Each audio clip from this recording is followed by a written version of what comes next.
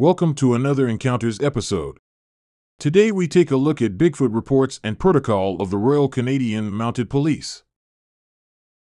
Royal Canadian Mounted Police report on Bigfoot. This report came to John Green from the Royal Canadian Mounted Police in Vancouver. It had been telexed from the Norway House. The report read as follows. Norway House to Vancouver Lower Mainland Division, attention Sergeant Doan. It was reported to our office on the July 26, 76 by the chief of the Poplar River Indian Band that many of his people have sighted on the reserve many times a large hairy animal that walks on two legs. Poplar River is located approximately 76 miles to the south of Norway House. An investigation was conducted and the results are as follows. Several people were interviewed and they all stated that the animal was approximately 7 to 8 feet tall and was very broad at the shoulders. It had the general body structure of a man, only many times larger. A footcast was taken of the foot impression that was left behind by the so-called monster and is held at this detachment. It measures 16 inches by 5 inches and has only 3 toes. Its fur is a glossy gray color and it has white hair on its head.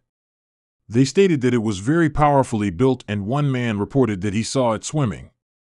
To date, there have been no further reports of sightings in our area.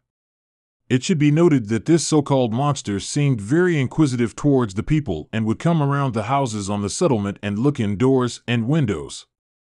This is about all we have, so perhaps you could pass this on. Thanks in advance. Downing, Norway House Detachment, end quote. Wanting to investigate further, Green turned this report over to Brian McAnulty. The Poplar River area was not an easy place to get to at the time. Green heard nothing more about the report. There were also other reports to the Royal Canadian Mounted Police. In late October 1974, a witness in Mackenzie, BC made a report with the RCMP. While hunting, he came upon what he took to be a large black stump leaning against the trunk of a large pine. The tree was about 500 to 600 feet away and, curious, he began to approach. Suddenly the stump revealed itself to be a tall black-haired creature on 2 legs. It moved to hide behind the tree. Now startled, the witness fired a shot over the head of the creature as it ran. It made its way quickly down a very steep hill. Christmas 2008 found reports coming in from Cache Creek, BC. One person told this story he heard from his father. His father was driving behind a pickup truck when the truck hit an animal. Both drivers stopped and got out of their vehicles. There in the road was a big, hairy animal. The report goes on to claim the 2 men then loaded the still-moving creature into the back of the pickup. They said they took it to the RCMP in Cache Creek. And then the story becomes even more fuzzy. Rumors said the creature was kept on ice in the back areas of the RCMP detachment. In 1977, a reserve officer from the Vancouver Police was driving a Greyhound bus. Pat Lindquist was going down a road near Lake Eric, BC, when he caught sight of what looked like a Sasquatch crossing the road. He stopped the bus and gave chase on foot. He lost the creature when it disappeared into the brush, leaving only large footprints on the roadside. René de Hinden was called in to check out the encounter independently from the RCMP investigation. When he examined the tracks, he decided they were genuine. Lindquist had seen a Sasquatch.